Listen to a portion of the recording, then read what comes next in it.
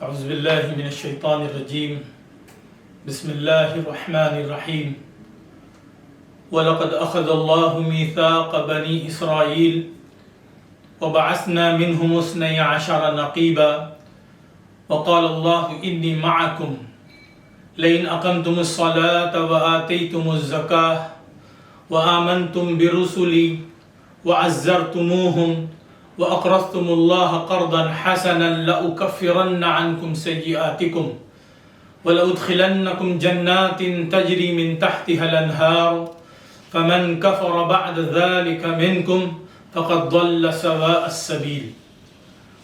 معزز ناظرین، آج ہم آپ کے سامنے سورہ مائدہ کے رکوع 3 کا ترجمہ و تشریح پیش کرنے کی سعادت حاصل کر رہے ہیں۔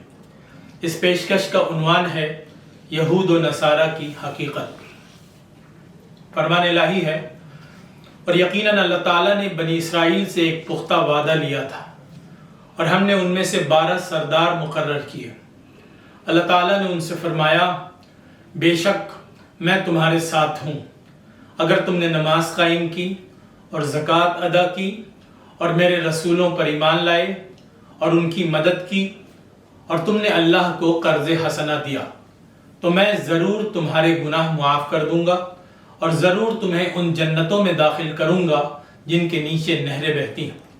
پھر تم میں سے جس نے اس کے بعد کفر کیا تو وہ یقیناً سیدھے راستے سے بھٹک گیا۔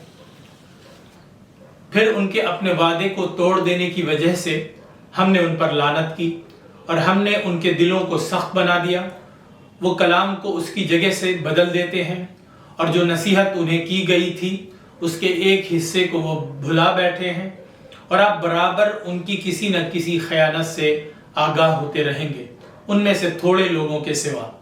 تو آپ انہیں معاف کر دیجئے اور ان سے درگزر کیجئے، یقیناً اللہ احسان کرنے والوں سے محبت رکھتا ہے۔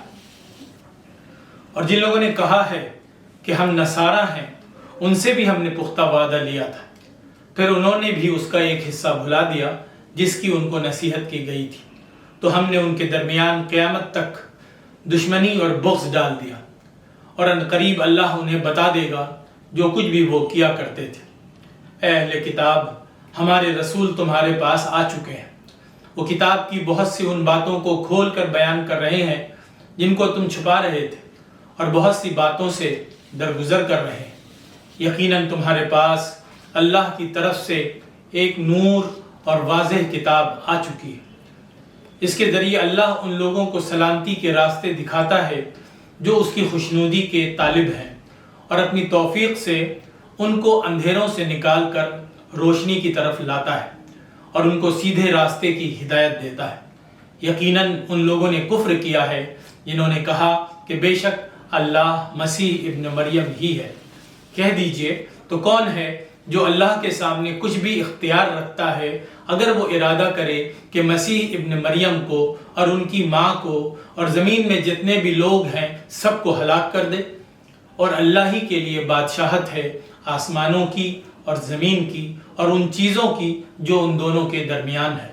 وہ جو چاہتا ہے پیدا کرتا ہے، اور اللہ ہر چیز پر قدرت رکھنے والا ہے۔ اور یہود و نصارہ نے کہا کہ ہم اللہ کے بیٹے اور اس کے چہیتے ہیں۔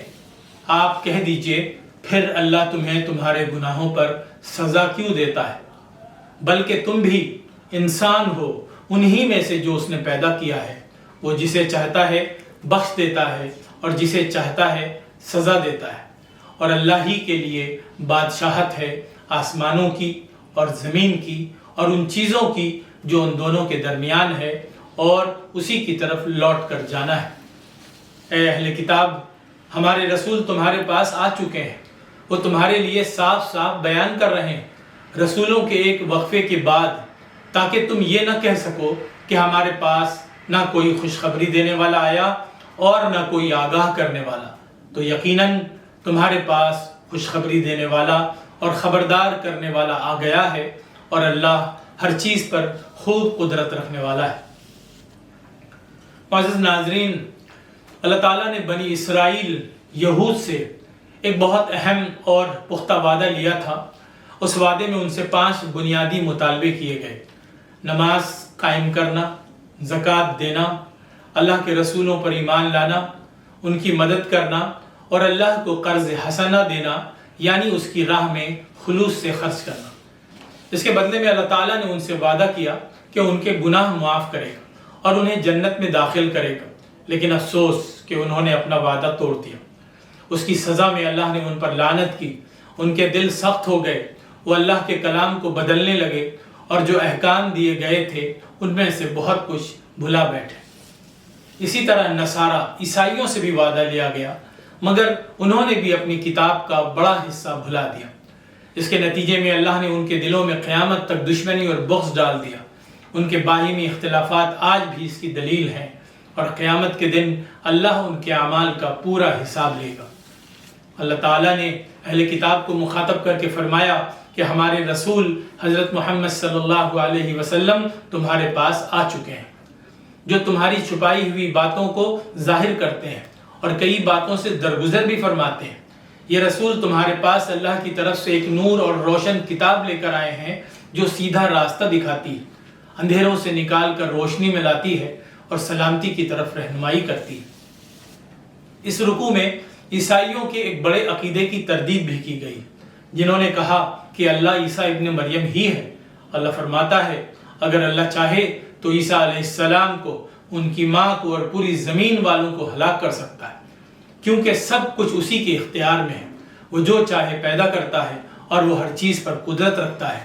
اسی طرح یہود و نصارہ کا یہ کہنا کہ ہم اللہ کے بیٹے اور چہیتے ہیں محض غرور اور خود فریبی ہے۔ اگر ایسا ہوتا تو اللہ انہیں ان کے گناہوں پر سزا کیوں دیتا؟ حقیقت یہ ہے کہ وہ بھی انسان ہیں، اللہ کی مخلوق ہیں جیسے باقی سب انسان۔ آخر میں اللہ تعالیٰ نے پھر تاکید فرمائی کہ تمہارے پاس اب ہمارا رسول آ چکا ہے جو صاف صاف باتیں بیان کرتا ہے، تاکہ تم قیامت کے دن یہ نہ کہو کہ ہمارے پاس نہ کوئی خوشخبری دینے والا آیا اور نہ کوئی خبردار کرنے والا۔ یہ رکوع ہمیں یہ سبق دیتا ہے کہ اللہ سے کیے گئے وعدے کی پاسداری ضروری، اور جو قومیں اپنے عہد کو توڑ دیتی ہیں وہ گمراہی، سخت دلی اور آپسی دشمنی کا شکار ہو جاتی ہیں۔ اسلام کی دعوت روشنی، سلامتی اور سچائی کی دعوت ہے، جسے اللہ تعالیٰ نے اپنے آخری رسول صلی اللہ علیہ وسلم کے ذریعے تمام انسانوں تک پہنچا دیا ہے۔ اب کسی کے پاس اس تعلق سے کوئی عذر باقی نہیں رہا ہے۔ وآخر دعوانا الحمدللہ۔